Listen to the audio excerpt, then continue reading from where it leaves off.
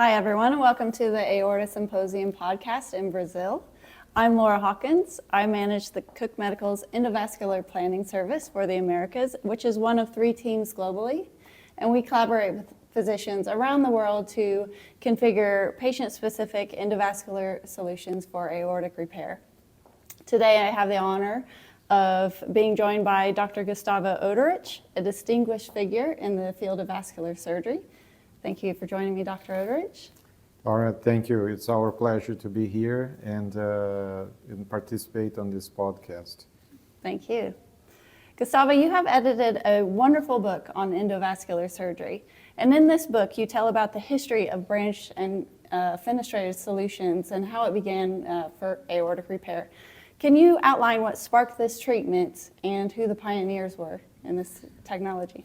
That's a great question, Laura. I think it's very important for the younger people to know some of the history so they don't try to repeat some of the things that went right or wrong.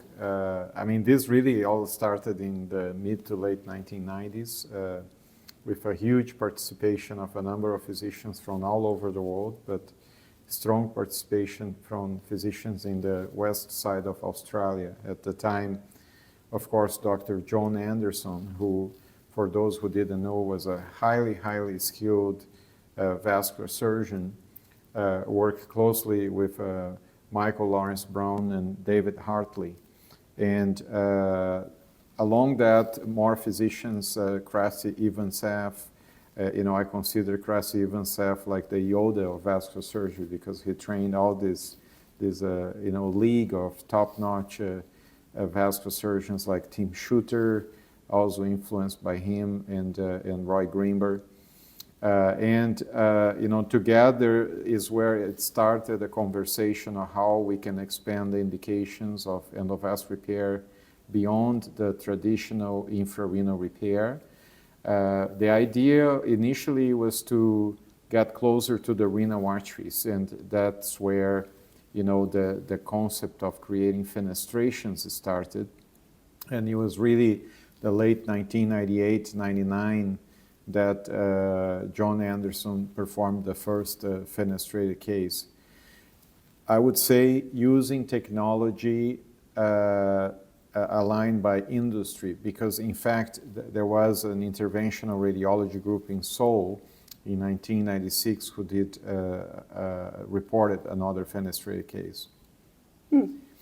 And things then, of course, evolved beyond fenestrations to include branches. That is, of course, a lot the work of Tim Shooter at the time at the University of California, San Francisco. And to be fair, again, we're always biased with what happens in the Western world, but we should not forget that things were also happening in Asia. And there is a number of publications from the Asian literature indicating that physicians were having very similar ideas there in that part of the world. It's just that we didn't know it here. Mm-hmm. Well, it's certainly a dream team of pioneers, and Cook has been fortunate to work with these pioneers along the way in helping develop this technology. And we continue to work with physicians like yourself in trying to innovate the technology forward to treat more patients. So it's incredible to hear, and thanks for sharing. What in your view, are the main areas of evolution specific to this technology over the last 5 years?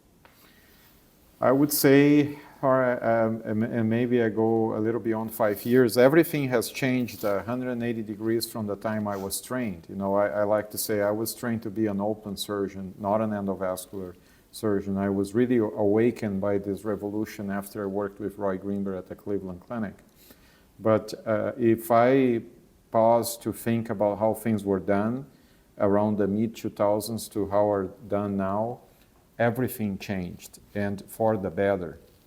For starters, we have much better imaging nowadays. The CT angiographies we get preoperatively, they give us a whole new view of the anatomy we didn't know before. We have softwares which we can analyze anatomy much better. The technology itself, from wires to catheters, balloons, stent grafts, sheaths, everything has improved.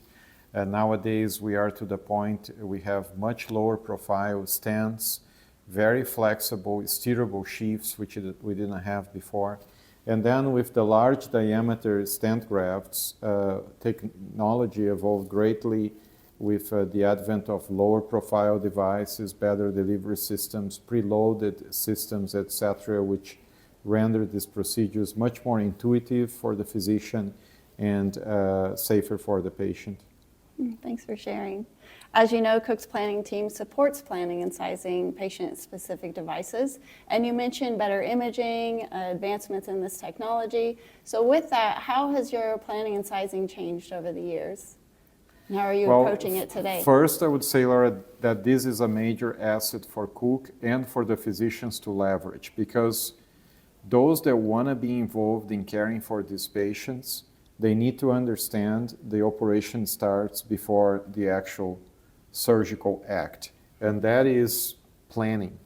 And as part of that planning, I encourage the physicians to become heavily involved on making measurements, understanding the anatomy, what are the challenges, and then communicating with the planning site. And as I said, is a major asset because truly you guys are available basically 24/7 and have tremendous experience on sizing grafts for physicians all over the world. And I tell, you need to get involved with the planning team so that you are not just a passive, physician sending imaging and expecting everything is going to be given to you, but you really put on your mind what is your plan.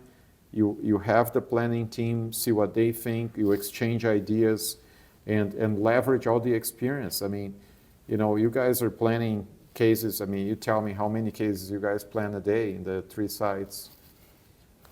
Or hundreds a month. Hundreds a month. So hundreds Thousands a month. a year. So, most physicians are, even the busy ones are going to be planning 5 to 10 a month. Mm-hmm. So you can really leverage all this experience.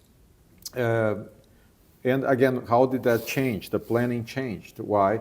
We have much more data now to leverage. So we know more and more what works, what doesn't work, and that is all put into the planning. So I mean, whether you use fenestration, use branch, use inner, outer branch, specific ways to measure this have changed. Take it, for example, chronic dissections. That's not very long ago. We were using very narrow grafts, primarily based on fenestrations. Nowadays, we don't really care much about the septum. We care more about the orientation of the vessel, the aortic lumen. So everything changed significantly. Mm-hmm. You mentioned getting feedback globally.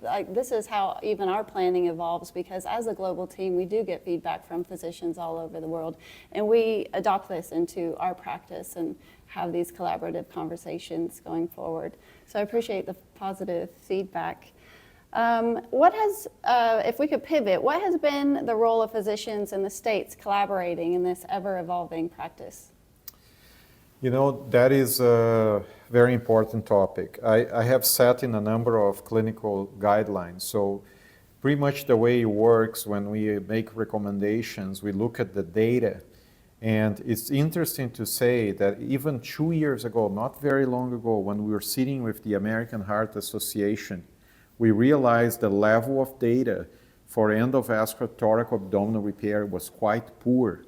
Most studies were single institution. They have relatively small number of patients in the spectrum of things with short follow-up. So this technology got a pretty low recommendation. I anticipate what's going to happen in the next decade. Even now, we have so much more data that the level of recommendation is going to increase. And why? I will tell you, a lot of that is the result of the United States Aortic Research Consortium. This is a very highly dedicated group of experienced physicians that pretty much all of them have overcome the learning curve. This is prospective data that is reported annually to the Food and Drug Administration. And the quality of the information that comes from that is second to none.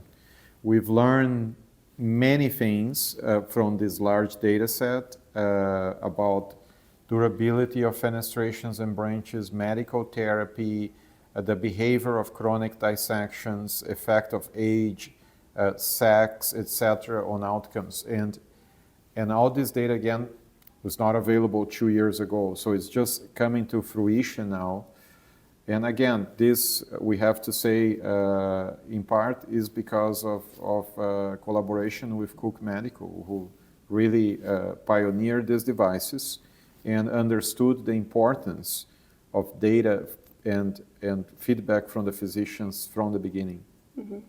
Thanks for sharing the insight. A collaborative approach is certainly essential in driving positive outcomes and finding the most optimal solutions and innovative solutions down the line. So coming back to stent graft design, where do you think this technology will be in the next 10 years? Well, I do think it's still going to be part, obviously, is going to be much more easily accessible. I think that currently is still an issue to many parts of the planet don't have access. I do think that pretty much every company that is seriously trying to treat aortic patients should be involved. So we are going to see more than one player in this area. And if I think about what I was doing in 2014 versus 2024, I could not imagine that we would have the quality of the imaging we have now, or the specifics of lowering profile, how that affected. We changed everything. We used to come from the arm. We now come from the femoral arteries. So I do think there is going to be more of that kind of refinements in techniques that allow the outcomes to get better and better and better. I hope we see a little more of other technologies that we don't even think about right now. Things like regenerative medicine. What can we do with medical therapy to improve patient care? So, surgeons are pretty much devoted to go to the operating room. They're not really thinking necessarily out on these other things. So you'll take other specialties, I think, to step in. But hopefully, we'll see that changing in the next 10 years. Well, thanks. And AI, of course. You have to always mention nowadays artificial intelligence. That the other day I had to give a lecture in Sweden about what's up for the future. And artificial intelligence is already part of everything from planning, execution, follow-up of aortic disease, and that will be a very large part. Yeah, watch this space. Well, thanks, Dr. Oderich. Your insights and expertise have been very valuable to us.